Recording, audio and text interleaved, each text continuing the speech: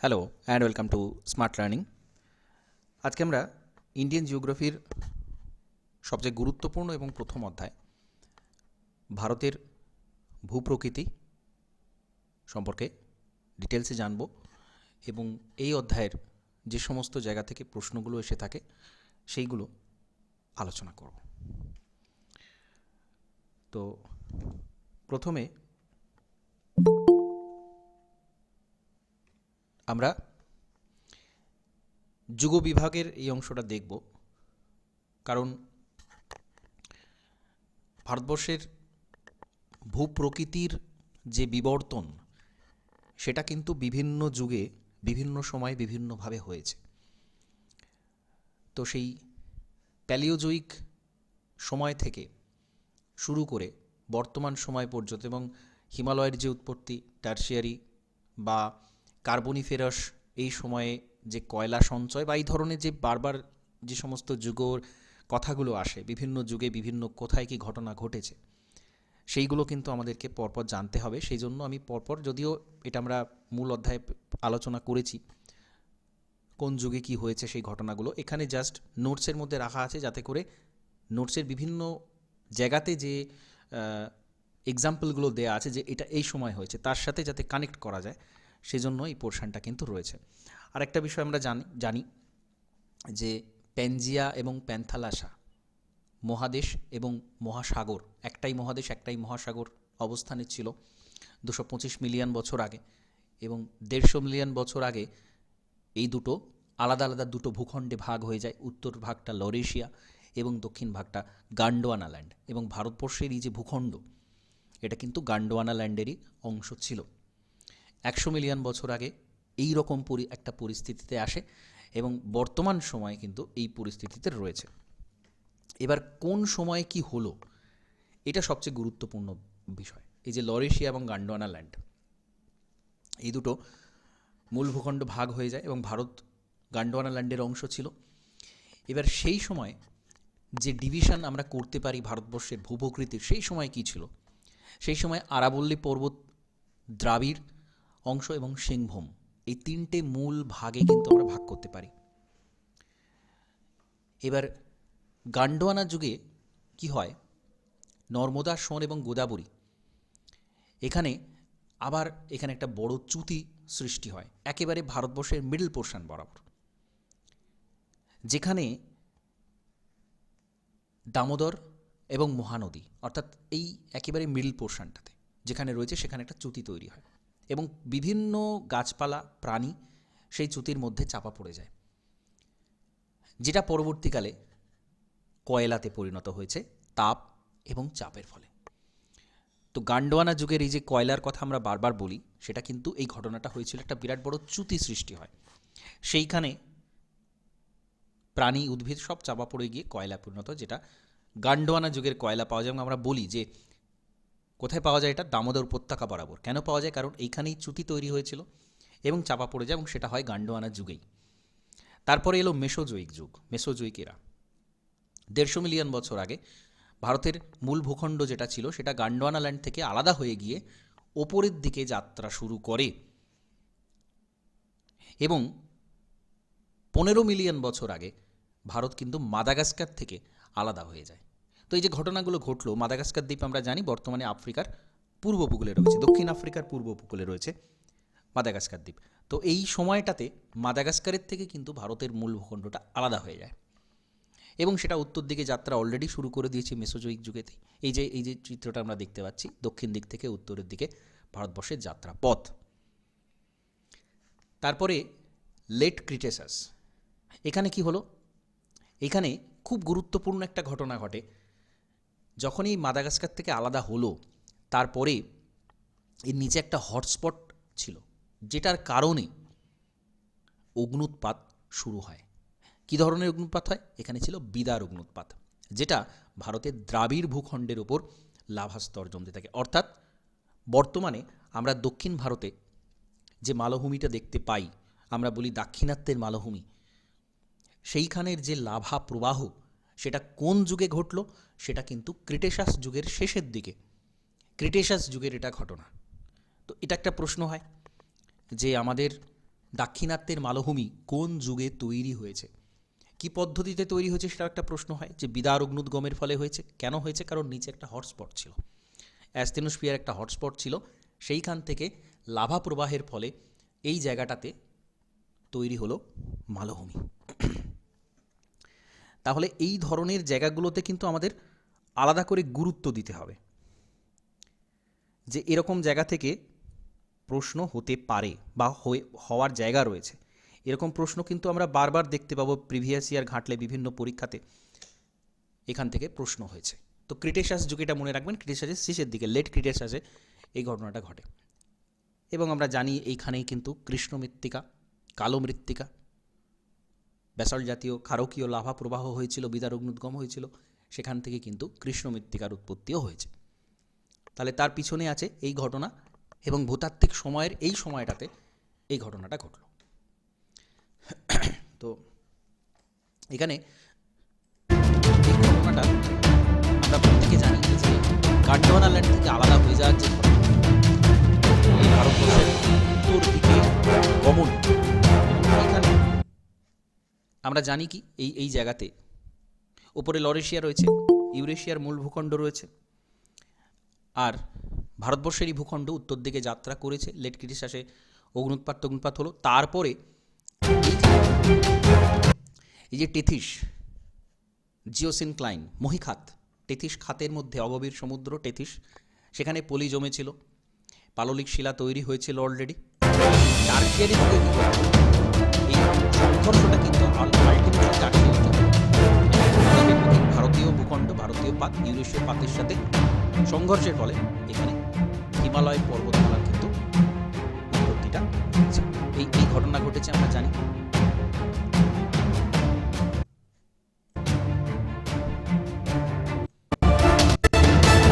হিমালয় পর্বতের উৎপত্তির এই ঘটনাটা আমাদের প্রত্যেকেরই জানা, এই ঘটনাটা যে এইভাবে হয়েছিল এবং এই যুগে হয়েছিল, এটা কিন্তু অবশ্যই আমাদেরকে মনে রাখতে হবে।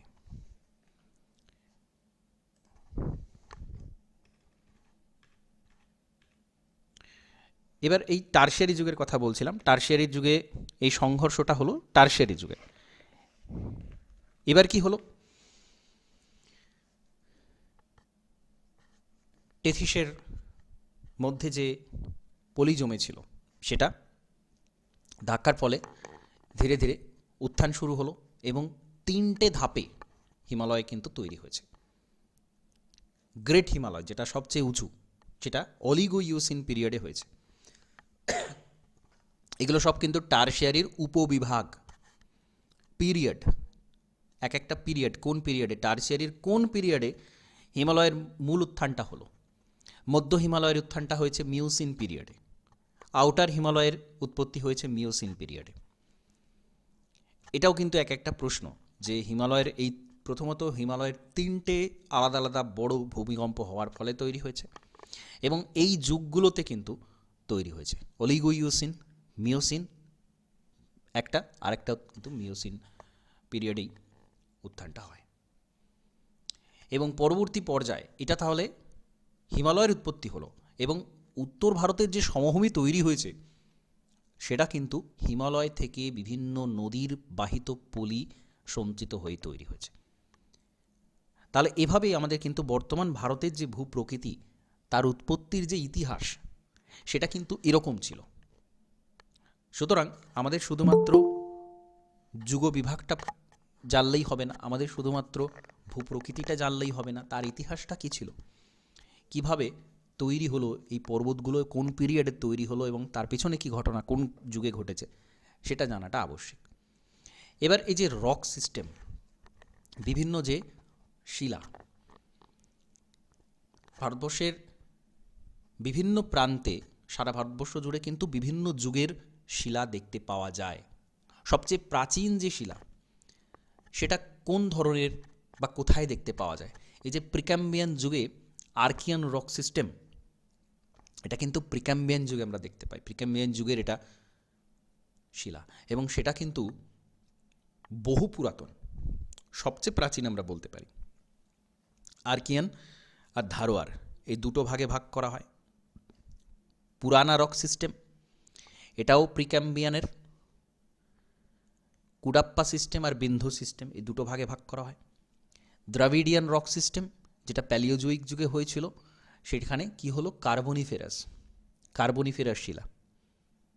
আর আর্য রক সিস্টেম এইটা কিন্তু একেবারে আধুনিক বলতে পারি, তুলনামূলক অন্যান্য শিলার থেকে এটা অনেকটা আধুনিক। এর মধ্যে আবার গান্ডোয়ানা যেটা ভারতের কয়লা, জুরাসিক, ডেকান ট্র্যাপ দাক্ষিণাত্য এবং টার্সিয়ারি সিস্টেম যেটা হিমালয়ের উৎপত্তি, এই চারটে ভাগ কিন্তু আর্য রক সিস্টেমের রয়েছে।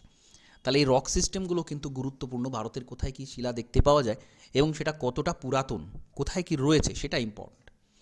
এই যে Arya rock system, Archaean rock system, Purana এবং দ্রাভিডিয়ান, এ প্রত্যেকটা গুরুত্বপূর্ণ। তো আর্কিয়ান রক সিস্টেম সেটা হচ্ছে প্রাচীনতম, যত শিলা রয়েছে তার মধ্যে সবচেয়ে প্রাচীন হচ্ছে Archaean rock system. Basement complex, একদম নিচের যে শিলা বেস সেটা কিন্তু এই শিলা দিয়ে তৈরি। উপদ্বীপীয় ভারতের মোস্ট অফ দ্য পার্ট, 2/3 এইখানে এই শিলাটা আমরা দেখতে পাবো। আর কোথায় পাবো? উড়িষ্যা, মেঘালয়, মধ্যপ্রদেশ এবং ছোটনাগপুর মালভূমি, অর্থাৎ মধ্য ভারতের যে মালভূমি অঞ্চল তার সাথে মেঘালয় মালভূমি অঞ্চল, সেই এরিয়াটাতে আমরা কিন্তু আর্কিয়ান রক সিস্টেম দেখতে পাবো। এবং হিমালয় পর্বতের মজ্জা বেস জায়গাটা কিন্তু এই আর্কিয়ান রক সিস্টেম রয়েছে। এবং কোনো প্রাণীর দেহাবশেষ কিন্তু এই স্তরে পাওয়া যায়নি। সবচেয়ে পুরাতন এখানে কিন্তু সেই অবস্থায় যখন এই শিলার উৎপত্তি হয়েছে তখন কিন্তু প্রাণের উদ্ভব হয়নি। প্রিক্যাম্বিয়ান যুগের যে সমস্ত এই রক সিস্টেমগুলো যতগুলো যা আছে সেখানে কিন্তু প্রাণী উদ্ভিদের জীবাশ্ম পাওয়া যাবে না। তারপরে ধারওয়ার সিস্টেম। কেন ধারওয়ার সিস্টেম নাম হয়েছে? কারণ কর্ণাটকের ধারওয়ার জেলাতে প্রথম এই শিলাটাকে পাওয়া গেল, যার মধ্যে অতি উচ্চমানের আকরিক লোহা, ম্যাঙ্গানিজ, সোনা এগুলো পাওয়া যায়। এবং এটাও কিন্তু প্রাচীনতম পাললিক শিলা ধারওয়ার সিস্টেমে পাওয়া যায়। তো এরপর Purna rock system, Cuddapah system এবং বিন্ধু সিস্টেম, এই দুটো ভাগ রয়েছে। অন্ধ্রপ্রদেশের কুডাপ্পা কুর্নুল জেলা, ছত্তিশগড়, ঝাড়খণ্ডের সিংভূম, উড়িষ্যার কালাহান্ডি, কেওনঝাড় এই জায়গাতে দেখতে পাওয়া যায়। এবং প্রচুর পরিমাণে আকরিক, সেটা লোহা, ম্যাঙ্গানিজ, বিভিন্ন ধরনের আকরিক এখানে পাওয়া যায়। আর হচ্ছে বিন্ধু সিস্টেম, পশ্চিম বিহারের সাসারাম, রোটাস থেকে রাজস্থানের চিত্তরগড় পর্যন্ত এই সিস্টেমটা দেখতে পাওয়া যায় বিন্ধু অঞ্চলে। এবং এখানে পান্না আর গোলকুন্ডা দুটো হীরের খনি রয়েছে এই পূর্ণা রক সিস্টেমের অন্তর্গত। দ্রাভিডিয়ান রক সিস্টেম উপদ্বীপীয় ভারতে কিন্তু এটা দেখা যায় না। এটা খুব ইন্টারেস্টিং ব্যাপার।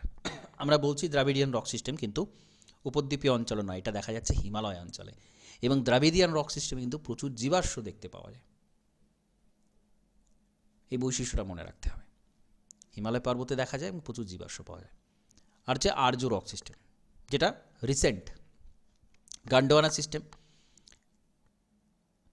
98% কয়লা, আমাদের ভারতবর্ষের যে কয়লার উৎস, ভারতে প্রচুর কয়লা পাওয়া যায়, তার 98%ই পাওয়া যায় গান্ডোয়ানা অঞ্চল থেকে, যেটা মহানদী, গোদাবরী এবং দামোদর উপত্যকা জুড়ে যেটা রয়েছে।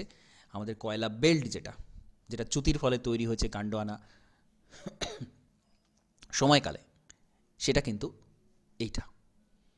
আর কি ডেকান ট্র্যাপ, ধাপে ধাপে অগ্নুৎপাতের ফলে দাক্ষিণাত্য মালভূমিটা তৈরি হয়েছে। লেট ক্রিটেসাসে, যেটা আমরা একটু আগে পড়লাম, তুলা ভালো উৎপত্তি হয় এখানে। টার্সিয়ারি সিস্টেম, হিমালয়ের জন্ম হচ্ছে এই সময়। ভারতের মোট কয়লার 2% এখানে পাওয়া যায়। টার্সিয়ারি কয়লা জানি আমরা দার্জিলিং পার্বত্য অঞ্চলে কিন্তু এই টার্সিয়ারি কয়লাটা পাওয়া যায়। সেটা খুব একটা উৎকৃষ্ট নয়, কারণ টার্সিয়ারিটা খুব বেশি পুরাতন তো নয়। গান্ডোয়ানা সিস্টেমটা অনেক পুরাতন এবং সে কারণে কয়লার মানটা অনেক ভালো হয়।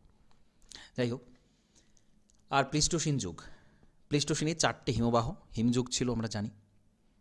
কাশ্মীরের যে কারেওয়া, সেটা কিন্তু এই সময় তৈরি হয়েছে। কাশ্মীরে উপত্যকাতে আমরা জানি কারেওয়া যে মৃত্তিকা, সেটা খুব উৎকৃষ্ট, জাফরান চাষের জন্য খুব ভালো, সেটা এই সময় পাওয়া যায়।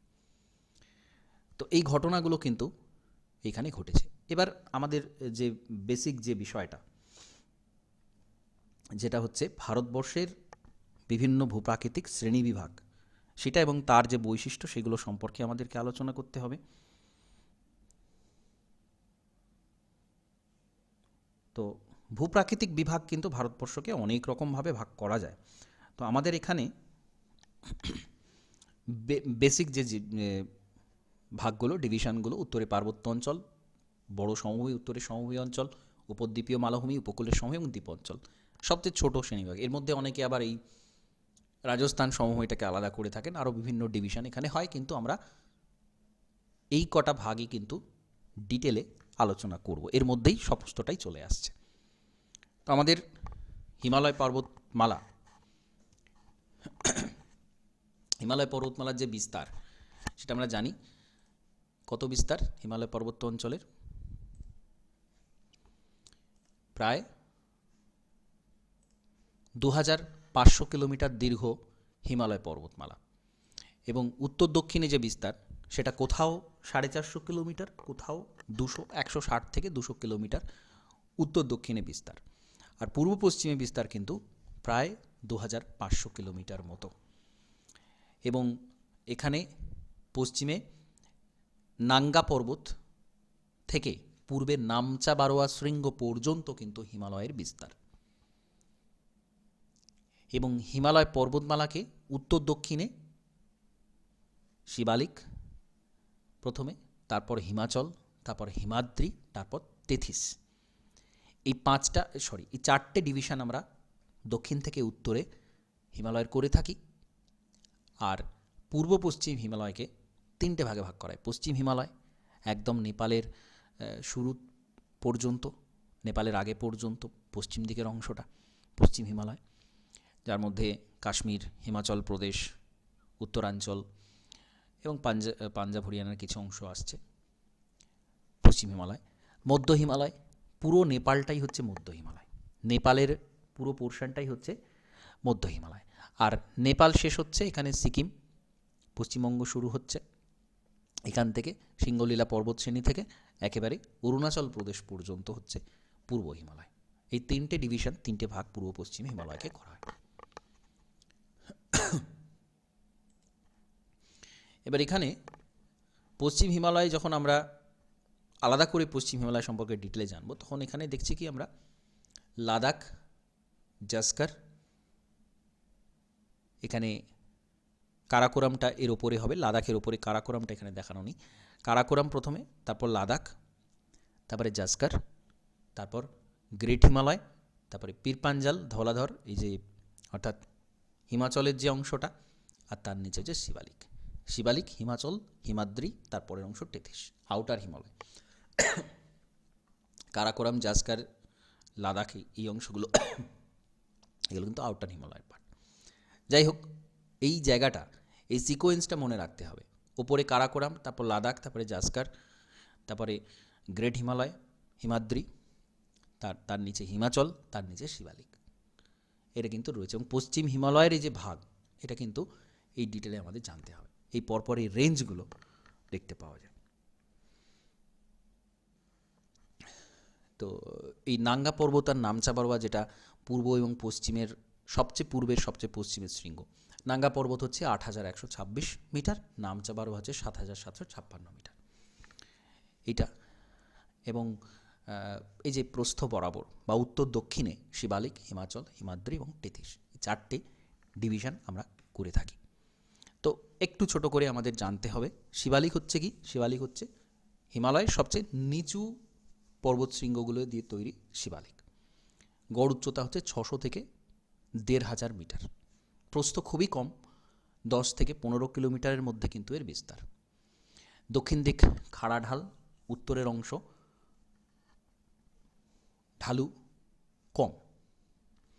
তারপরে হচ্ছে লেসার হিমালয় বা হিমাচল। শিবালিক হিমালয়ের উত্তরে, হিমাদ্রি হিমালয়ের দক্ষিণে 2000 মিটার থেকে 3300 মিটার এটা উঁচু, অর্থাৎ শিবালিকের থেকে এর দৈর্ঘ্য, উচ্চতা কিন্তু বেশ কিছুটা বেশি, এবং চওড়াতেও 60 থেকে 80 কিলোমিটার, আরেকটু বড়। এটাকে হিমাচল হিমালয় বলা হয়, অবহিমালয় বলা হয়, এবং বিভিন্ন জায়গাতে এটা বিচ্ছিন্ন হয়ে গেছে বিভিন্ন ক্ষয়ের কারণে। এবার যেটা মোস্ট ইম্পর্টেন্ট, যেখান থেকে প্রশ্ন হয়, সেটা হচ্ছে কি পীরপাঞ্জাল, ধওলাধর, মুসৌরি, নাগটিব্বা, মহাভারত, এই অঞ্চলে প্রধান পর্বতশ্রেণী। এবার এগুলো ধরে ধরে প্রশ্ন হয় কি, পীরপাঞ্জাল কোন হিমালয়ের অংশ, ধওলাধর কোন হিমালয়ের অংশ, মুসৌরি কোন হিমালয়ের অংশ, এগুলো কিন্তু প্রত্যেকটা আলাদা আলাদা প্রশ্ন কিন্তু হয়ে থাকে।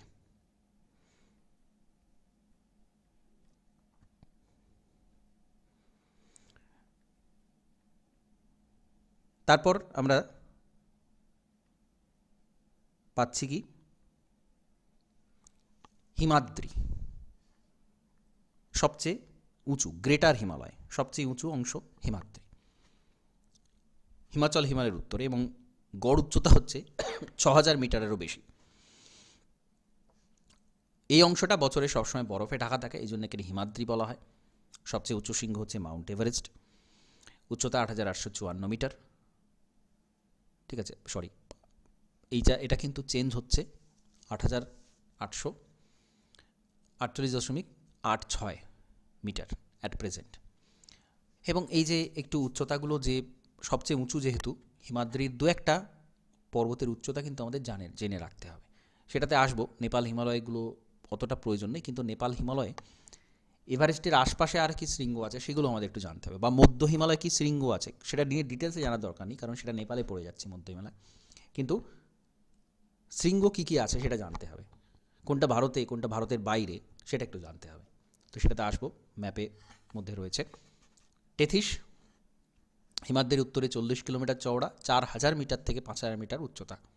টেথিস বা তিব্বত হিমালয় এটাকে বলা হয়।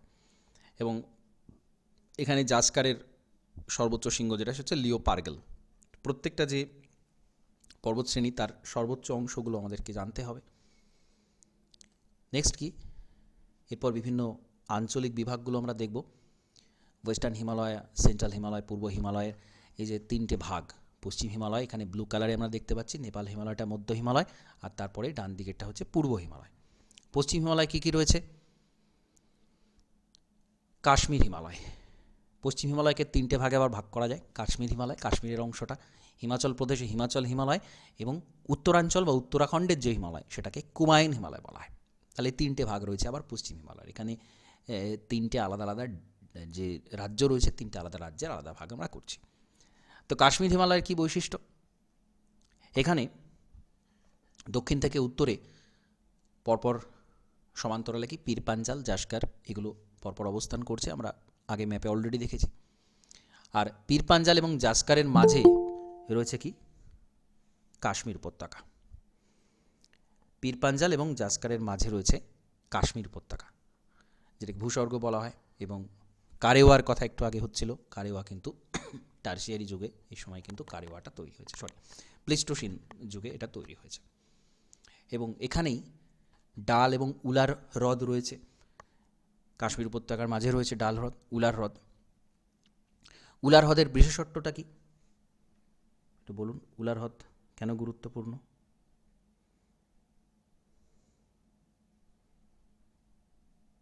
হ্যালো স্যার, ভারতের মধ্যে বৃহত্তম স্বাদু জলের হ্রদ। আর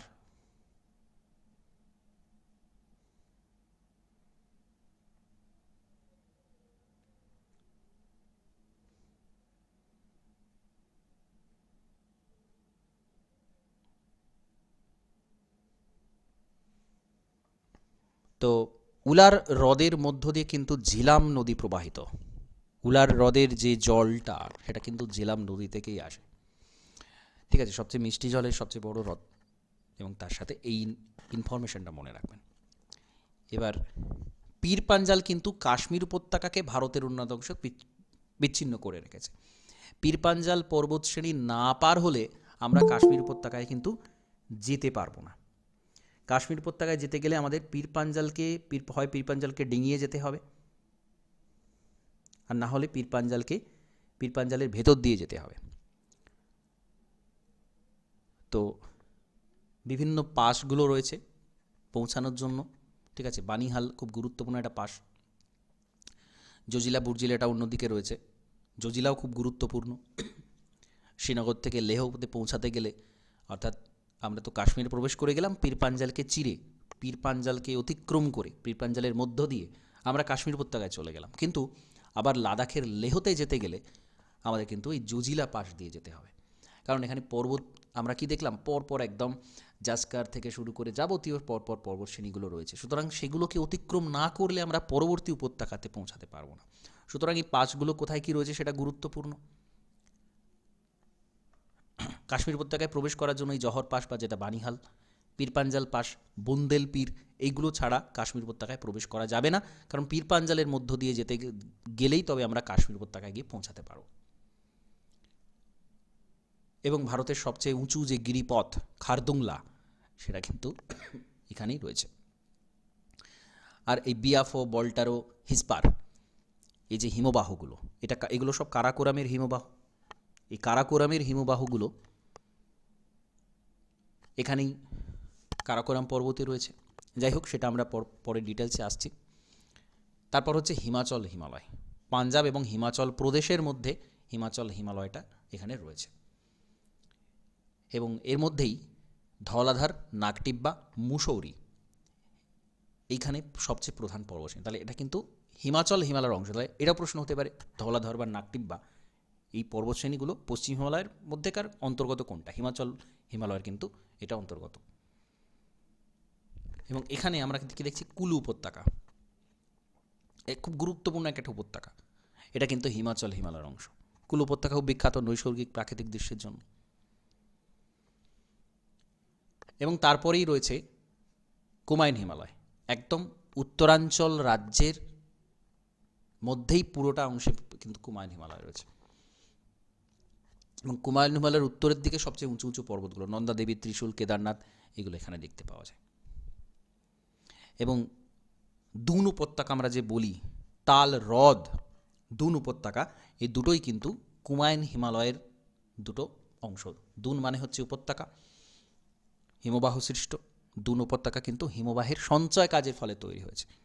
এবং তাল হ্রদ, সেটাও কিন্তু হিমবাহের কাজের ফলেই তৈরি হয়েছে। হিমবাহ সৃষ্ট যে হ্রদ, সেটাকে বলা হচ্ছে তাল।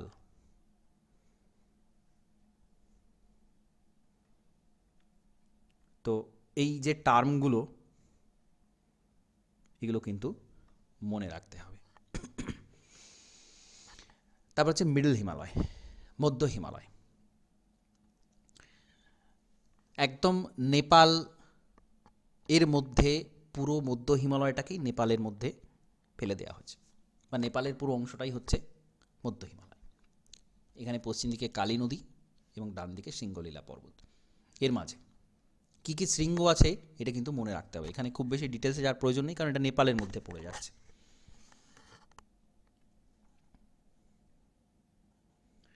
তো কী কী শৃঙ্গ?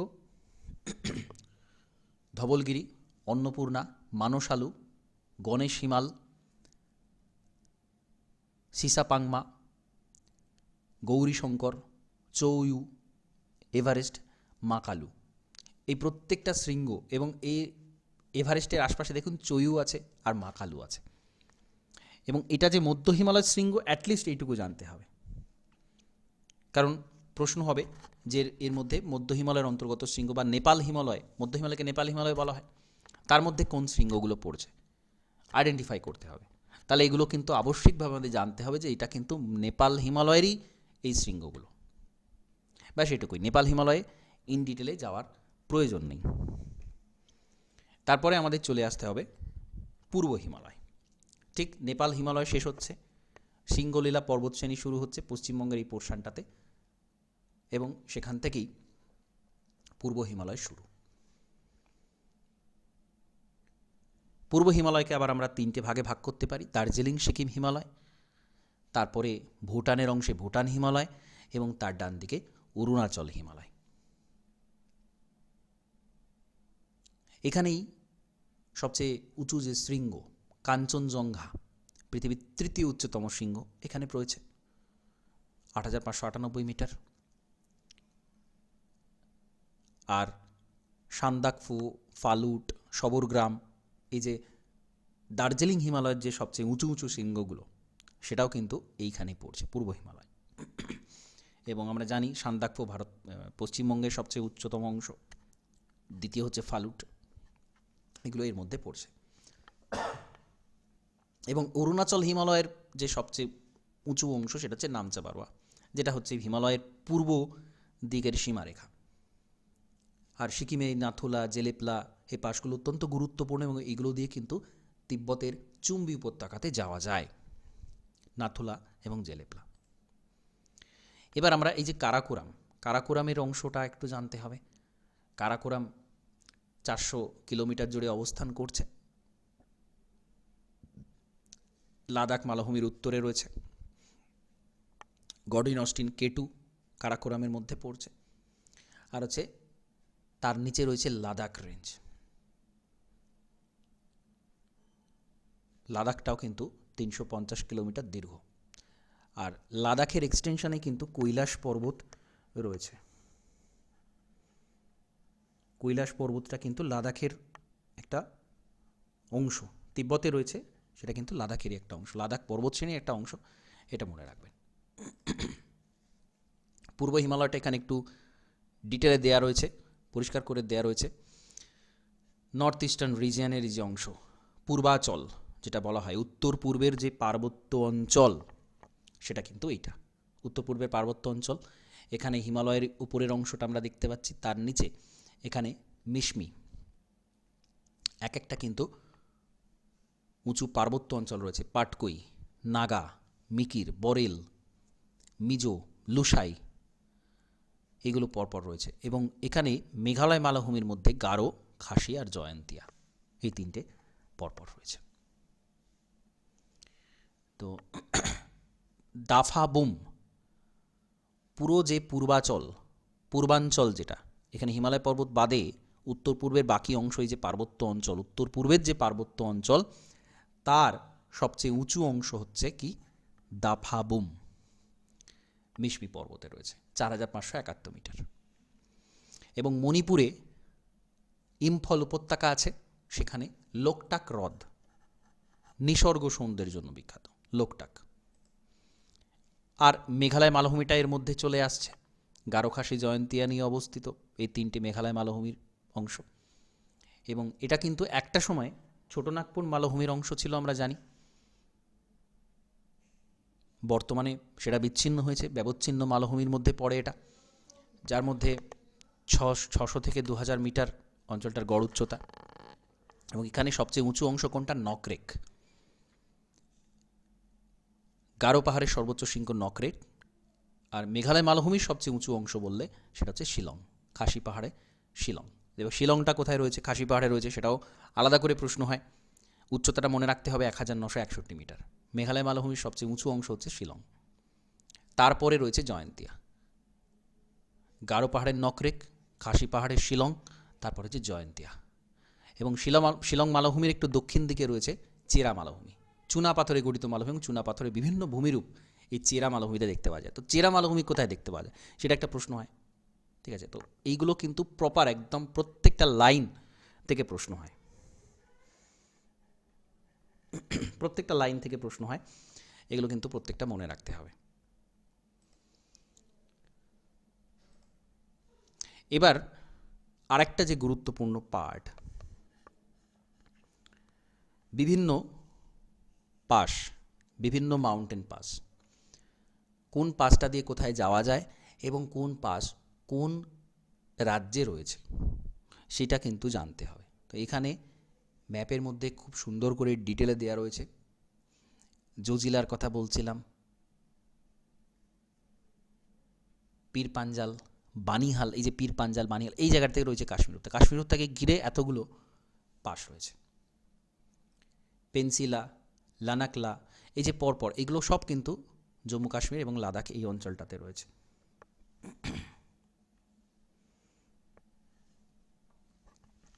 তারপরে হিমাচল প্রদেশ, হিমাচল প্রদেশে এখানে বড়লাচা পাস, শিবকিলা, এই দুটোই খুব গুরুত্বপূর্ণ। শিবকিলা দিয়ে শতদ্রু নদী প্রবেশ করেছে ভারতে। তারপরে উত্তরাঞ্চল, মানা পাস, নীতি পাস, লিপুলেখ, প্রত্যেকটা গুরুত্বপূর্ণ, প্রত্যেকটা থেকে প্রশ্ন হয়।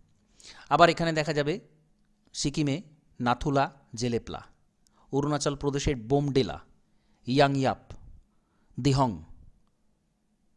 এই প্রত্যেকটা গুরুত্বপূর্ণ। তাহলে এগুলো কোথায় কি রয়েছে পাশগুলো কিন্তু আমাদের জানতে হবে। আর দক্ষিণ ভারতেরটা তার সাথে তৈরি করে নিতে হবে। পালঘাট কোথায় রয়েছে? তামিলনাড়ু আর কেরালার মাঝখানে রয়েছে, এটা আলাদা করে প্রশ্ন হয়। থলঘাট কোথায় রয়েছে? মুম্বাই আর নাসিকের মধ্যে, এবং এটা রয়েছে পশ্চিমঘাট পর্বতে। ভোরঘাট মুম্বাই আর পুনের মধ্যে রয়েছে, এই দুটোর মধ্যে কানেকশন তৈরি করে ভোরঘাট। গোরানঘাট, এটা মাউন্ট আবুর একটু দক্ষিণ দিকে রয়েছে উদয়পুর শহরে। আর হচ্ছে হলদিঘাট, এটা কিন্তু আরাবল্লী পর্বতে রয়েছে। এ প্রত্যেকটা থেকে আলাদা করে প্রশ্ন হয়।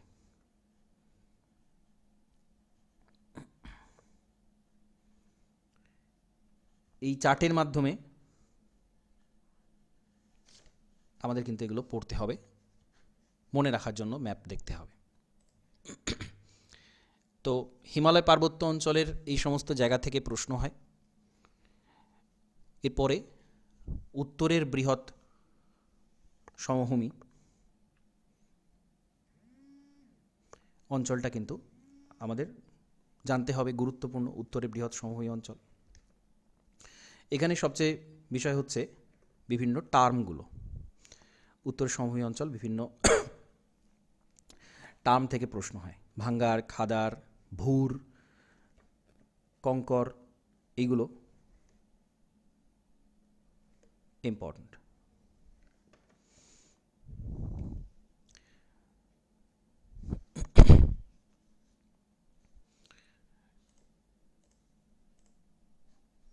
তো বৈশিষ্ট্য আমরা জানি, হিমালয়ের পর্বতের দক্ষিণে রয়েছে হিমালয়ের যে দৈর্ঘ্য, যে বিস্তার, এখানে কিন্তু প্রায় সমান 2500 কিলোমিটার, এবং উত্তর দক্ষিণে একটু চওড়া 80 থেকে 500 কিলোমিটার পর্যন্ত বিস্তৃত। তো এটা সমুদ্রপৃষ্ঠ থেকে 300 মিটারের কম উচ্চতা। যেহেতু সমভূমি মানেই সেটা 300 মিটারের থেকে কম উচ্চতা সম্পন্ন হবে, এবং 300 থেকে 600-র মধ্যে মালভূমি, 600 থেকে 1000-এর মধ্যে হলে পাহাড়, এবং 1000-এর ওপর হলে পর্বত। তো এখানে সেটা দেওয়া রয়েছে। এবার প্রথমেই যে পার্ট, ভাবর, তরাই, ভাঙ্গার, এগুলো কিন্তু পরপর আসছে। ভাবর কি? ঠিক হিমালয় পর্বত শেষ হচ্ছে, তারপরেই হিমালয় পর্বতের ঠিক পাদদেশে ঠিক নিচেই পাথর কাঁকুর পূর্ণ যে সমতল ভূমি, তাকে বলা হচ্ছে ভাবর। নুড়ি পাথর কাঁকরে পরিপূর্ণ, এবং এখানে প্রচুর পলল ব্যজনী দেখতে পাওয়া যায়। কারণ হচ্ছে যেসব নদীগুলো ওপর থেকে নামলো সেগুলো বয়ে আনা পলি হঠাৎ করে সেটা কিন্তু ঢাল পরিবর্তনের কারণে ছড়িয়ে যায়, যেটাকে আমরা পলল ব্যজনী বলে থাকি। সেটাও এখানে দেখতে পাওয়া যায়, ভাবর অঞ্চলে ভূমিরূপগুলো দেখতে পাওয়া যায়। আর কি? তারপরে আমরা তরাই অঞ্চল দেখতে পাবো। ভাবর অঞ্চলের দক্ষিণে প্রায় সমান্তরালে তরাই অঞ্চল মানেই কিন্তু একটা স্যাঁতস্যাঁতে জলা অঞ্চল, এবং যেটা ভাবর এরিয়াতে যেসব নদীগুলো কি হয়, নুড়ি কাঁকরে পরিপূর্ণ, জলটা নিচের দিয়ে প্রবাহিত হয়, উপরে জলটা থাকে না, কারণ উপরে মাটি নেই, একদম নুড়ি কাঁকর, তো তার নিচে জলটা প্রবাহিত হয়। সেই যে জল প্রবাহ যেটা নিচে দিয়ে প্রবাহিত হচ্ছিল, সেটা তরাই অঞ্চলে কিন্তু ওপরে উঠে আসে, পুনরাবির্ভাব ঘটে নদীগুলো, এবং আশপাশে প্রচুর কর্দমাক্ত জলা অঞ্চল তরাই অঞ্চলে কিন্তু দেখতে পাওয়া যায়। এবার ভাঙ্গার খাদারটা আমরা জানি, ভাঙ্গার হচ্ছে প্রাচীন পলি, আর খাদার হচ্ছে নবীন পলি। তারপরেই কিন্তু নদীর মূল অংশ চলে আসছে। এই টার্মগুলো ইম্পর্ট্যান্ট। তারপরে হচ্ছে রেহ বা কলার। উত্তরপ্রদেশ এবং হরিয়ানার একটু যেখানে শুকনো অঞ্চল, এগুলো কিন্তু সব সমভূমি শ্রেণীবিভাগ, একটু শুষ্ক অঞ্চল যেখানে লবণের পরিমাণটা একটু বেশি, সেখানে কিন্তু এটা দেখতে পাওয়া যায়। যেখানে লবণের পরিমাণটা একটু বেশি, তাকে বলা হচ্ছে রেহ বা কলার। এবং যেহেতু লবণতাযুক্ত, সেই জন্য এখানে কিন্তু খুব একটা উর্বর নয়। এখন লবণ কেন এলো? যেহেতু এটা পশ্চিম দিক, হরিয়ানা অঞ্চল ভারতের পশ্চিম দিক, আমরা জানি কি আমাদের যে বৃষ্টিপাতের যে প্যাটার্ন, সেটা পূর্ব ভারত থেকে শুরু করে পশ্চিম ভারতের দিকে ধীরে ধীরে কমতে থাকে, বা মৌসুমি বায়ুর যে প্রবণতা, সেটা কিন্তু পূর্ব ভারত থেকে বৃষ্টি শুরু হয়ে হয়ে হিমালয় পাদদেশ বরাবর পশ্চিম দিকে ক্রমশ কমতে থাকে। তো এখানে বৃষ্টি খুব কম হয় এবং বাষ্পীভবনের কারণে মাটির নিচেকার জল কি হয়, উপর দিকে উঠে আসে। মাটির নিচে জল যখন উপরে উঠে আসে তখন সেই জলের সাথে লবণগুলো কিন্তু দ্রবীভূত হয়ে যায় এবং সেই জলটা যখন উপরে উঠে এলো, জল আবার বাষ্পীভূত হয়ে যায় শুষ্কতার কারণে, টেম্পারেচারে বেশি হওয়ার কারণে, এবং নিচে থেকে উঠে আসা লবণটা উপরে পড়ে থাকে, লবণাক্ত হয়ে যায় মাটি। তো এই যে উত্তরপ্রদেশ হরিয়ানার শুকনো অঞ্চলের এই যে লবণাক্ত মাটি, সেটাকে বলা হয় রেহ বা কলার। সমভূমির মধ্যেকার থেকে প্রশ্ন যদি আসে তাহলে কিন্তু এই টার্মগুলো থেকেই এসে থাকে, সুতরাং প্রত্যেকটা টার্ম জানতে হবে। আর কি ভুর, ভুর হচ্ছে ভারতের যে বৃহৎ সমভূমি অঞ্চল, তার মাঝে বালির যে বালিয়াড়ি দেখতে পাওয়া যায়, বালির যে টিলা দেখতে পাওয়া যায়, সেটাকে বলা হয় ভুর। এটা কিন্তু মরু অঞ্চলের বালিয়াড়ি নয়, এটা একেবারেই সমভূমি অঞ্চলের মূলত দোয়াব অঞ্চলে দেখা যায়। গঙ্গা যমুনার যে দোয়াব অঞ্চল, সেখানে এই ভুরটা সব থেকে বেশি দেখতে পাওয়া যায়। ভুর হচ্ছে সমতল অংশের, সমভূমি অংশের কিছু বালির টিলা, এটা হচ্ছে ভুর। এবার উত্তরের সমভূমিকে বিভিন্ন ভাগে ভাগ করা হয়। একদম পশ্চিমে পাঞ্জাব হরিয়ানা সমভূমি, তারপর উচ্চ গঙ্গা, মধ্য গঙ্গা, তারপর নিম্ন গঙ্গা, এবং আসাম অংশের যে সমভূমি, যেটা ব্রহ্মপুত্র নদের কারণে তৈরি হয়েছে, সেটাকে বলা হচ্ছে ব্রহ্মপুত্র সমভূমি। এবার যেটা প্রথমেই বলছিলাম যে রাজস্থান সমভূমিকে অনেকে এর মধ্যে অন্তর্ভুক্ত করে নেন, আলাদা কিছু নেই, রাজস্থানও সমভূমি অঞ্চল, তো সেটাও এর মধ্যে অনেক সময় আমরা অ্যাড করে আলোচনা করে থাকি। ঠিক আছে, এবার মধ্য এবং পূর্ব ভারতের যে উচ্চভূমি, উপরে হিমালয় পর্বতমালা হলো, তার নিচে সমতল অংশ, এবং তারও যদি আমরা নিচে চলে আসি তাহলে দেখব হাইল্যান্ড শুরু হয়ে যাচ্ছে, উচ্চভূমি শুরু হয়ে যাচ্ছে। আরাবল্লী পর্বত তার পূর্ব দিক থেকে শুরু করে একদম ছোটনাগপুর মালভূমি পর্যন্ত পরপর কিন্তু অনেকগুলো উচ্চভূমি রয়েছে, যেগুলোর এক একটা নাম, ছোটনাগপুর, বুন্দেলখণ্ড, বাঘেলখণ্ড, এইগুলো। তো এরপরই মধ্য পূর্ব ভারতের উচ্চভূমির সাথে সাথে কিন্তু আমাদের এই যে অবস্থানটা খুব গুরুত্বপূর্ণ, ম্যাপটা আগে দেখে নিতে হবে আমাদের। মধ্য ভারতের উচ্চভূমি কী রয়েছে, আরাবল্লী পর্বত, এখানে পশ্চিম দিকে আরাবল্লী পর্বত, আরাবল্লী শেষ হতেই মালব মালভূমি শুরু হয়ে যাচ্ছে। মালব মালভূমির পাশে রয়েছে বুন্দেলখণ্ড, তারপরে রেওয়া, তার নিচে বাঘেলখণ্ড, তার ডান দিকে ছোটনাগপুর মালভূমি। এই যে সিকোয়েন্স পরপর পরপর এগুলো আছে, ঠিক আরাবল্লী পর্বতের পর মালব, বুন্দেলখণ্ড, রেওয়া, বাঘেলখণ্ড, ছোটনাগপুর। আর এখানে আমরা পর্বতগুলো দেখব, এই যে আরাবল্লী, আর তারপরে যে বিন্ধ্য পর্বত রয়েছে, এর মাঝখানে সব উঁচু অংশগুলো,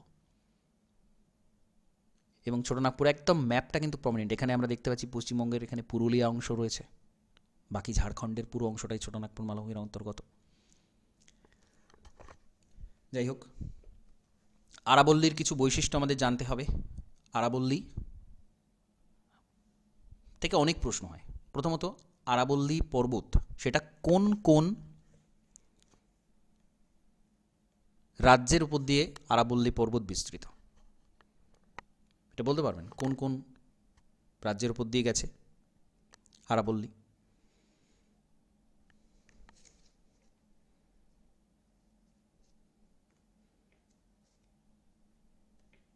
হ্যালো, কটা রাজ্যের উপর দিয়ে? রাজস্থান, মধ্যপ্রদেশ আর হরিয়ানা। আর যদি বলা হয় দিল্লি, যদিও রাজ্য নয়, কেন্দ্রশাসিত অঞ্চলের মধ্যে পড়ছে, কিন্তু দিল্লির উপর দিয়েও কিন্তু গেছে। দিল্লি থেকে গুজরাট পর্যন্ত রয়েছে 800 কিলোমিটার এর বিস্তার।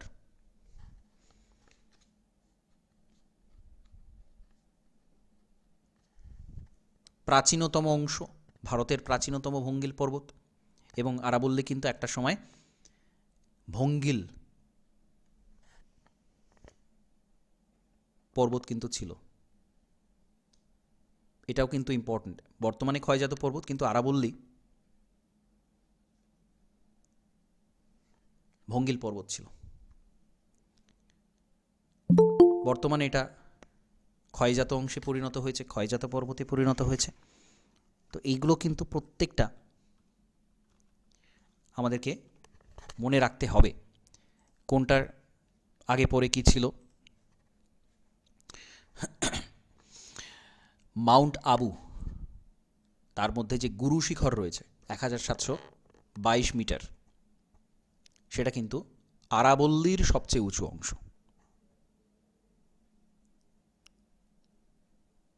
আরাবল্লীকে জাগরা পাহাড়ও বলা হয়।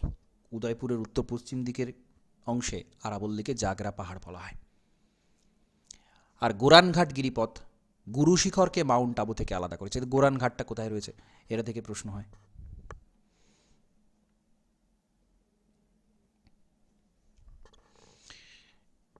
আর দ্য গ্রেট বাউন্ডারি ফল্ট আরাবল্লীকে বিন্ধ্য পর্বত থেকে আলাদা করেছে।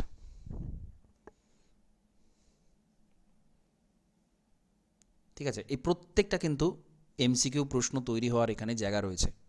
ঠিক আছে, এই ম্যাপটা আমরা আগে দেখেছি। বিন্ধ্য পর্বত সম্পর্কে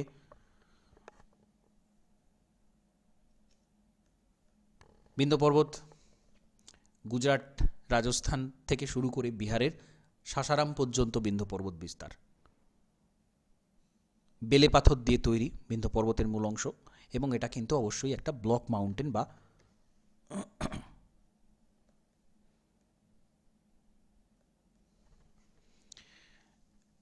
ব্লক মাউন্টেন। পরপর বিন্ধ্য এবং সাতপুরা এরা দুজন ব্লক মাউন্টেন। এবং জল বিভাজিকা বিন্ধ্য পর্বত কিন্তু উত্তর দক্ষিণ ভারতের ঠিক মিডলে রয়েছে, দুটোকে আলাদা করেছে উত্তর ভারত দক্ষিণ ভারত। তো জল বিভাজিকা হিসেবে কিন্তু উত্তর ভারতের নদী এবং দক্ষিণ ভারতের নদী জল বিভাজিকা হচ্ছে বিন্ধ্য পর্বত। এটাও একটা গুরুত্বপূর্ণ ইনফরমেশন। এবং তারপর ছোটনাগপুর মালভূমি। ছোটনাগপুর পশ্চিমবঙ্গ, ঝাড়খণ্ড, উড়িষ্যা, ছত্তিশগড় রাজ্যের মধ্যে রয়েছে এবং আর্কিয়ান গ্রানাইট নিচ দিয়ে এটা তৈরি।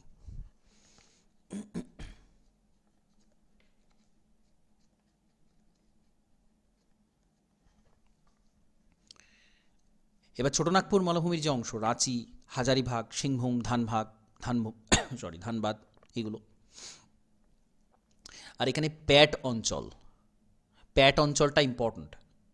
রাঁচি মালভূমির পশ্চিম দিকে যেটা সবচেয়ে উঁচু জায়গা, ছোটনাগপুর মালভূমির যেটা সবচেয়ে উঁচু জায়গা, সেটাকে বলা হচ্ছে প্যাট।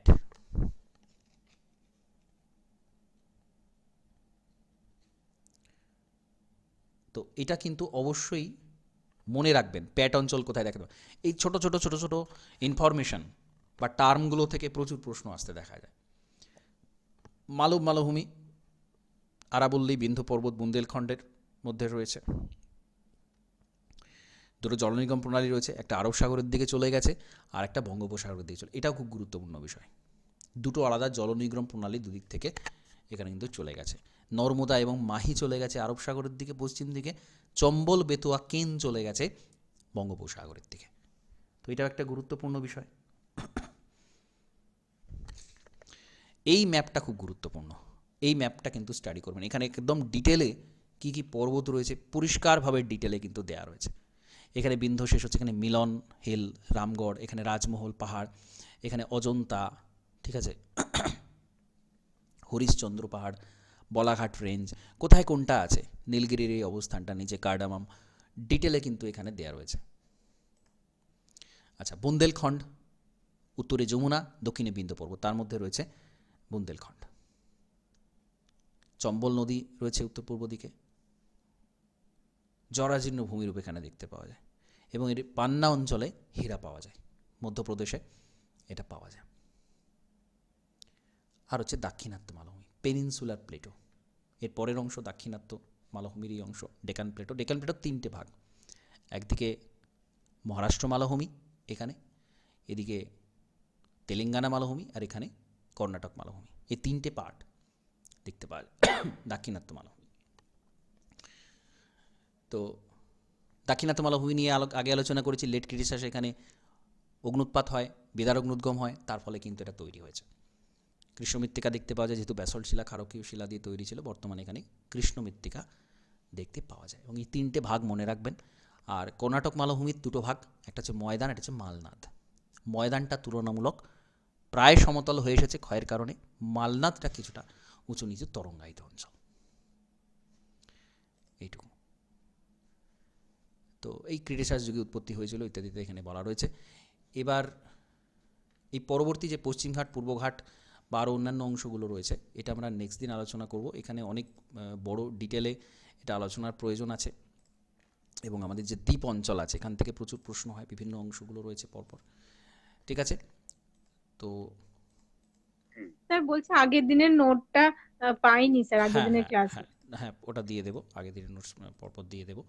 যাই হোক, পরপর এগুলো কিন্তু খুব ভালো করে তৈরি করতে হবে। এই জায়গাটা থেকে প্রচুর প্রশ্ন আছে, প্রচুর ইনফরমেশন এই অধ্যায়ে রয়েছে এবং এখান থেকে প্রচুর পরিমাণে প্রশ্ন কিন্তু আসতে থাকে।